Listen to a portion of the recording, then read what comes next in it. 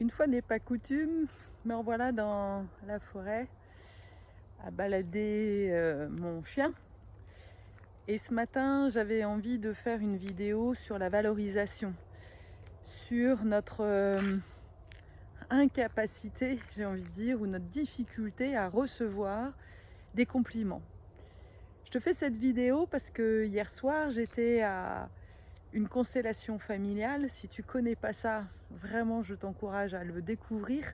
C'est un truc de malade et ça permet de comprendre à quel point nous sommes reliés les uns les autres. On a une problématique et on demande à des personnes qu'on ne connaît ni d'Ève ni d'Adam de représenter en fait les personnages de l'histoire, et on dénoue en fait les choses grâce aux autres.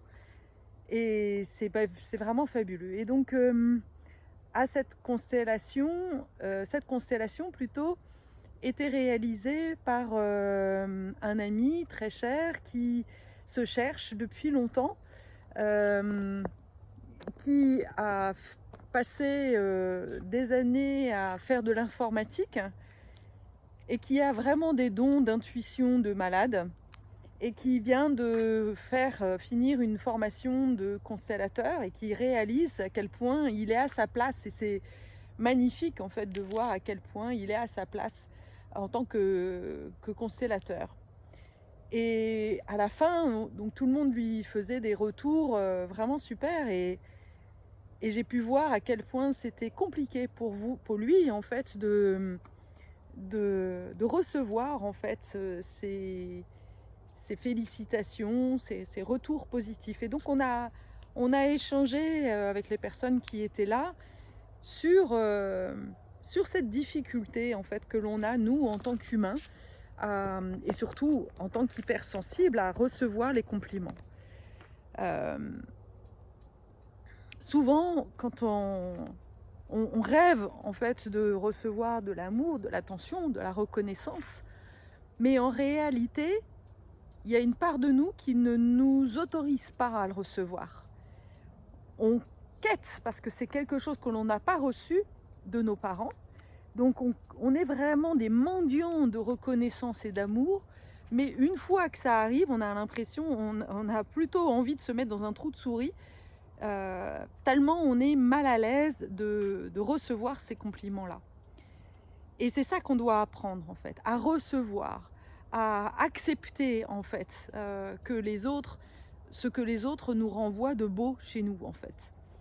Et pour ça, il faut aussi apprendre à reconnaître chez soi déjà son propre diamant intérieur. Et la raison pour laquelle on a autant de mal à recevoir, c'est parce que, eh bien, dans notre enfance, nos figures d'autorité, ceux dont on attendait le plus d'amour et de reconnaissance, nos parents, eh bien, ne nous ont pas apporté ça. Et ça va créer en fait la croyance qu'on ne le mérite pas. Et quand quelqu'un va t'apporter des compliments, eh bien, c'est immédiat. Il y a une part de toi qui va tu vas forcément te demander, mais qu'est-ce qu'il me veut en fait? Qu'est-ce qu'il veut en retour? Quand quelqu'un nous apporte ce dont on rêve le plus, l'amour, la reconnaissance, on ne s'en sent tellement pas légitime que on croit être redevable en fait.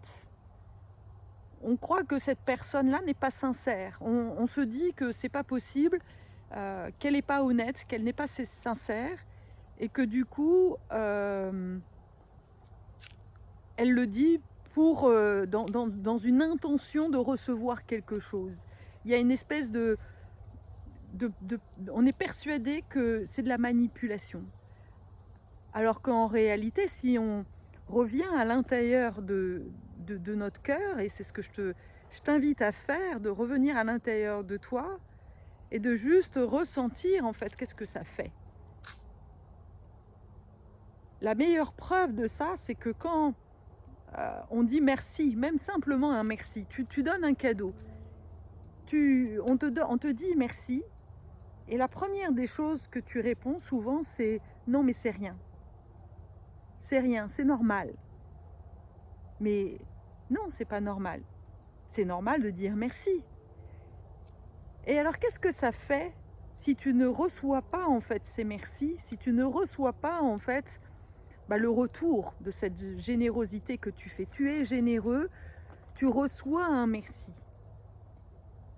Eh bien, si tu n'es pas en mesure de recevoir ça, eh bien l'univers, la vie, va continuer en fait à te démontrer que tu n'es pas digne en fait de ça.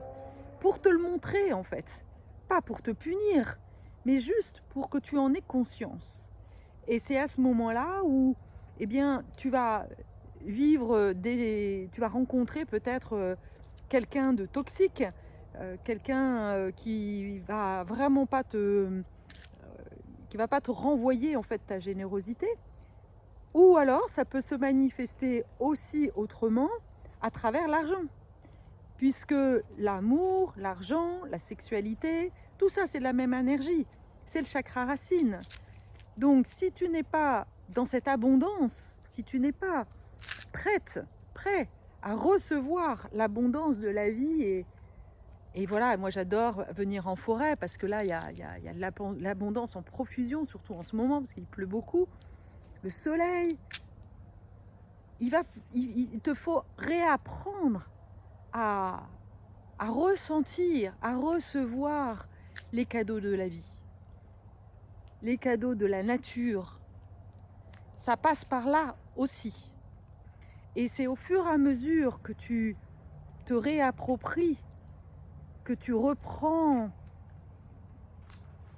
en fait le chemin de déguster, de savourer ce que ça fait en fait d'être touché. Eh bien, à ce moment-là, tu vas voir que tu ouvres un canal. Ça marche d'ailleurs dans les deux sens. Le lien à l'argent, à partir du moment où tu retrouves le plaisir de dépenser de l'argent pour te faire du bien, de profiter de la vie plutôt que d'épargner ton argent, eh bien tu es dans un flot, tu es dans une énergie qui, voilà, c'est le flot de la vie, le cycle de la vie. Et donc du coup, tu dépenses et tu reçois. Si tu épargnes, la vie en fait te dit bon tu dépenses rien, t'as besoin de rien, donc je ne t'envoie pas l'argent.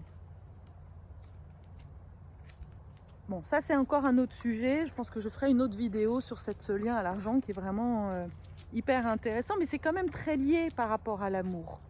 Parce que ça parle d'abondance, ça parle de se faire du bien. Et en tant qu'humain, eh bien nous devons réapprendre en fait à accepter, à s'autoriser à faire de nous faire du bien, sans se dire que quelque part on prend quelque chose à quelqu'un quand on se fait du bien. Parce qu'il y a derrière parfois cette croyance que si je me fais du bien, et lié encore une fois aux histoires du passé, si je me fais du bien, alors je fais du mal à papa ou maman.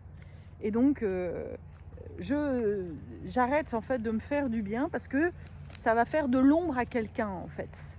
Non, au contraire, plus tu rayonnes, plus tu te fais du bien, plus tu es à l'écoute justement de ce qui te nourrit à l'intérieur de toi, plus tu vas vibrer, tu vas devenir un phare, comme je le dis, puisque c'est le nom de mon programme, mais pour moi c'est vraiment ça, on est tous des phares éteints à la base, et le travail ça va être justement de réallumer en fait ce phare, pour montrer en fait ta lumière, et là tu vas attirer à toi la personne qui va te faire du bien, qui va être généreuse comme toi, qui va être capable de t'aimer. Mais si, c'est d'abord un travail sur soi, d'oser recevoir, d'accepter de recevoir ce qui est bon pour toi.